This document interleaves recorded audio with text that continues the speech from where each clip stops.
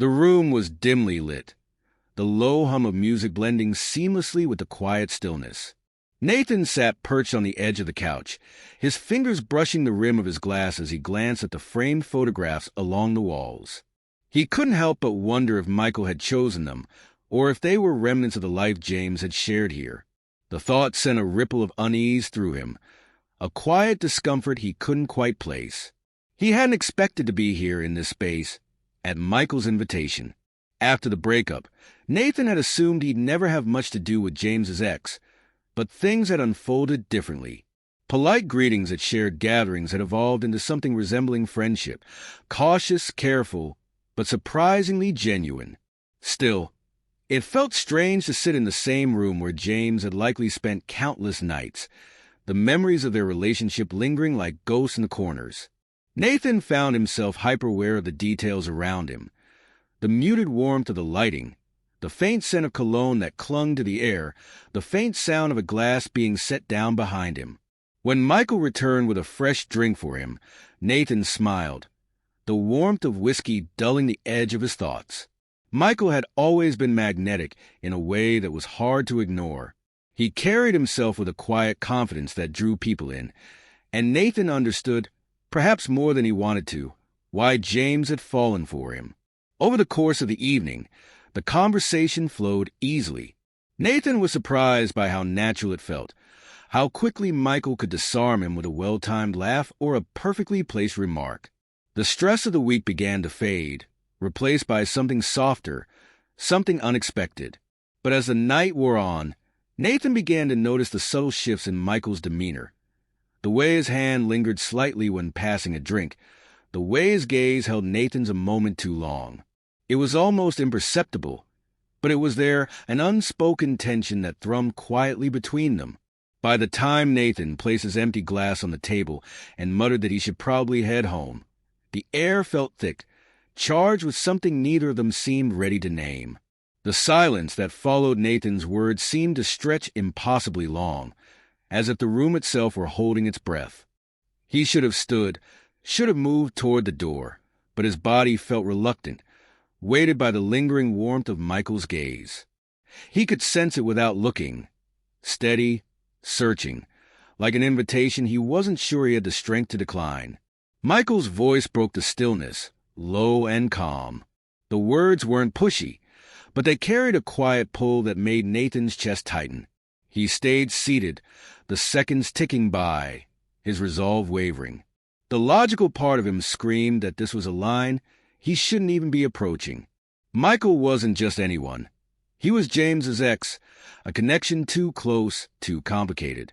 And yet every small movement, every glance, every shift in the room seemed to draw him further into Michael's orbit. He told himself it was the whiskey that made everything feel hazy and heightened, the drink loosening the edges of his restraint. But deep down, Nathan knew better. It wasn't the drink that made his pulse quicken every time Michael leaned closer, or the heat that prickled along his skin when their hands brushed accidentally, or perhaps not accidentally at all. As they continued talking, Nathan felt himself leaning into the comfort of Michael's presence. He laughed more than he had in weeks, the tension of his long, exhausting days unraveling with each shared story and easy exchange. Michael had a way of listening that made Nathan feel seen in a way that was almost disarming, his dark eyes focused and unwavering. But beneath the laughter, beneath the calm rhythm of their conversation, that quiet pull persisted. Michael's movement seemed deliberate, his hand resting just a little too close on the back of the couch, his laughter edged with something warmer, more intimate. Nathan felt it like a slow burn, growing with every passing second. He knew he should leave. He knew staying any longer would be stepping over a boundary he couldn't uncross. But the thought of pulling himself away felt heavier than it should have, as if something in him wanted to see just how close he could get without getting burned. When Michael finally shifted forward, his hand brushing against Nathan's, the touch lingered just long enough to make his breath catch. Nathan glanced up, their eyes meeting, and for a moment, everything else faded. The pictures on the walls, the music in the background, even the ever-present hum of his own hesitation. There was nothing overtly spoken, No grand gesture or declaration, but the weight of the moment was undeniable. The way Michael looked at him, warm, intent, yet tinged with something hesitant, made Nathan's chest tighten in a way he couldn't ignore. It was a look that felt like a question, a challenge, and a promise all at once. And before he could think, before he could talk himself out of it, Nathan found himself leaning in. The kiss was soft at first, tentative, like testing the edges of something fragile. But it deepened quickly, the tension that had built between them all evening breaking like a wave, crashing over them in a way that left Nathan breathless. Michael's hand slid to the back of Nathan's neck, his touch grounding, steady, yet charged with an unspoken urgency that made Nathan's heart race. It felt reckless, dangerous, but it also felt real, raw in a way Nathan hadn't experienced in years. He knew he should stop, knew he was playing with fire, but the warmth of Michael's touch, the press of his lips, the quiet intensity that simmered between them, it was impossible to pull away. When they finally broke apart, their foreheads resting together, the silence between them was heavy with the weight of what they'd just done. Nathan's mind raced with conflicting thoughts, guilt, desire, doubt, all swirling together in a chaotic tangle. Michael's hand lingered at the nape of his neck, his thumb brushing against his skin in a way that felt both comforting and electrifying. His expression was softer now, more vulnerable, and it struck Nathan in a way he hadn't expected. Michael, so composed, so self-assured, now looked almost uncertain, as though he were just as unsteady in the aftermath of their kiss as Nathan was. They didn't speak, the moment too fragile to fill with words. But as Nathan sat there, the heat of Michael's touch still lingering, he knew one thing for certain. Nothing between them would be the same after this. Nathan hadn't planned to stay the night, but he also hadn't planned for any of this. The minutes stretched on, thick with unspoken questions, until the silence between them softened, no longer heavy but strangely comforting. They stayed close, Michael's hand resting at the nape of Nathan's neck, their foreheads brushing. Nathan could feel the steady rhythm of Michael's breathing, the warmth radiating between them. He knew he should pull back, say something to defuse the intensity of the moment, but he couldn't bring himself to move. He wasn't sure he wanted to. When Michael finally shifted, his hand sliding down to Nathan's shoulder, his touch was slow, almost reverent. His gaze held a quiet vulnerability that Nathan hadn't seen before, a softness that made him hesitate. Michael, so effortlessly magnetic and composed, looked as uncertain as Nathan felt. "You don't have to stay," Michael murmured, his voice barely audible, as though he were afraid of breaking the fragile peace that had settled over them. The words weren't a dismissal. They were an opening, leaving the choice in Nathan's hands. Nathan's heart pounded, his mind spinning with conflicting emotions. He knew the risks, knew the tangled mess this could create, not just for himself, but for Michael, for James, for everyone around him. And yet, the way Michael looked at him, the way his voice carried both hesitation and longing, made it impossible to leave. Instead, Nathan leaned in again, his hand finding its way to Michael's chest, grounding himself in the steady thrum of his heartbeat. This time, the kiss was deeper, slower, filled with a quiet urgency that spoke of all the things they weren't ready to say out loud. Michael's arms wrapped around him, pulling him closer, as though he were afraid to let go. The world outside seemed to blur, its edges softening until there was nothing left but the warmth of Michael's embrace, the electric charge of his touch. Nathan felt himself surrendering to the moment, giving in to the pull he'd been fighting all evening.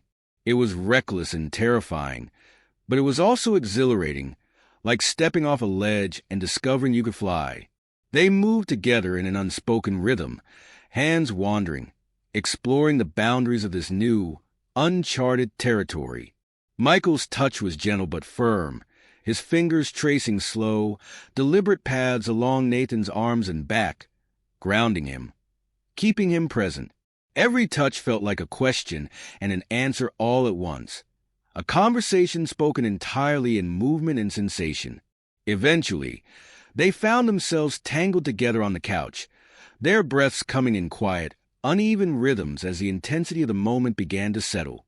Nathan felt Michael's fingers brush lightly through his hair, the motion soothing, almost absent-minded, as though he didn't even realize he was doing it. "This feels dangerous," Nathan finally whispered, his voice breaking the silence, but not the intimacy between them. His lips curved into a faint, nervous smile, though his heart still pounded with a mix of excitement and fear. Michael's hand paused for a moment, then resumed its slow, comforting rhythm. "It does," he replied softly, his voice filled with quiet honesty. "But I don't want to stop." The words settled over Nathan like a weight and a relief all at once. He nodded, leaning into Michael's touch, letting himself relax into the moment. He didn't have all the answers, didn't know what this meant or where it would lead, but for now, he was willing to let himself feel, to let himself want. The night unfolded slowly after that, a series of shared touches and quiet whispers that deepened the connection between them. They talked in hushed tones, opening up in ways neither of them had expected. Michael spoke about his past, about the things that had made him guarded, the walls he'd built to keep people at a distance. Nathan listened, feeling the vulnerability in Michael's words, the rawness of his emotions, and something inside him softened. In return, Nathan found himself sharing pieces of himself he'd kept hidden for years, the insecurities and doubts that he rarely voiced. There was no judgment in Michael's gaze, only understanding, a quiet acceptance that made Nathan feel seen in a way he hadn't in a long time. When dawn began to filter through the curtains, painting the room in soft golden hues, they were still tangled together, their foreheads pressed close as they drifted in and out of a light, peaceful sleep. Nathan felt a strange, cautious hope unfurling within him, mixed with the lingering weight of everything that would come next. He knew they couldn't stay in this cocoon forever. The questions waiting outside these walls would be loud and insistent, demanding answers they didn't yet have. But for now, in this quiet moment, Nathan let himself believe that maybe, just maybe, they could figure it out. Morning arrived quietly, the golden light creeping through the curtains and illuminating the room in soft, muted tones. Nathan stirred, the comforting warmth of Michael's arm draped over him, a grounding presence. For a moment, he allowed himself to remain there, his head resting against Michael's chest, the steady rhythm of his heartbeat calming the tangle of thoughts still swirling in his mind. But as the light grew brighter, reality began to creep in. Nathan couldn't ignore the weight of the choices they'd made or the inevitable questions waiting just outside this moment. The world they had briefly pushed aside wouldn't stay distant for long, and Nathan felt a familiar knot of uncertainty tightening in his chest. Michael stirred beside him, his hand brushing lightly along Nathan's back as he woke. His movements were slow, deliberate, as though savoring the fleeting peace they'd found together. When Nathan looked up, their eyes met, and for a moment neither of them spoke, letting the silence between them stretch. "Morning," Michael murmured, his voice soft and warm, a faint smile tugging at his lips. Nathan smiled back, a small, cautious curve of his lips. "Morning," he replied, his voice barely above a whisper. They stayed like that for a while, exchanging quiet glances and gentle touches, the weight of the world outside temporarily held at bay. But eventually, the questions began to surface, unspoken but palpable. Nathan shifted slightly, sitting up as he ran a hand through his hair. "What happens now?" he asked, his voice steady but laced with uncertainty. He didn't look at Michael right away, afraid of what he might see in his expression. Michael sat up too, the warmth of his hand finding Nathan's shoulder in a reassuring gesture.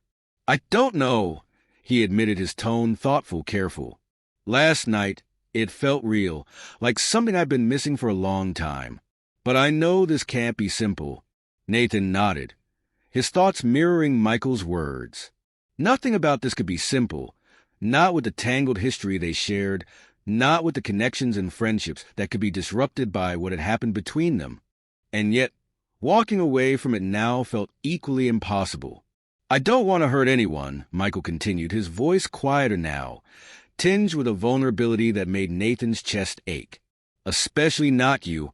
Nathan turned to him then, his gaze steady, a quiet determination settling over him. "We don't have to figure it all out right now," he said, his voice calm but firm. "We can take it slow, see where this goes. One step at a time." Michael's lips curved into a faint, relieved smile, and he nodded, his hand giving Nathan's shoulder a gentle squeeze. "One step at a time," he echoed, the words settling between them like a quiet promise.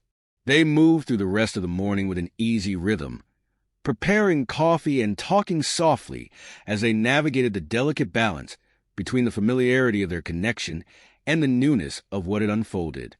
There were moments of silence, but they weren't heavy or strained. Instead, they felt like an unspoken understanding, a shared acknowledgement that they didn't need to have all the answers yet. As the time to part grew closer, Nathan felt the weight of the outside world pressing in again, the knowledge that they couldn't stay in this safe cocoon forever. But when Michael walked him to the door, his gaze steady and warm, Nathan felt a quiet reassurance settle over him. "You don't regret this, do you?"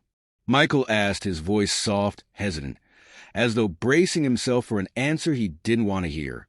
Nathan shook his head, his eyes meeting Michael's with a quiet intensity. "No," he said simply, the truth of the word resonating within him. "I don't regret any of it." Michael smiled then, a small, genuine curve of his lips that made Nathan's chest tighten. They stood there for a moment longer, the silence between them filled with a quiet understanding. As Nathan stepped out into the crisp morning air, he felt a strange, cautious hope unfurling within him. The future was uncertain, and the path ahead would undoubtedly be complicated. But for the first time in a long time, he felt ready to embrace it, to see where it might lead, one step at a time.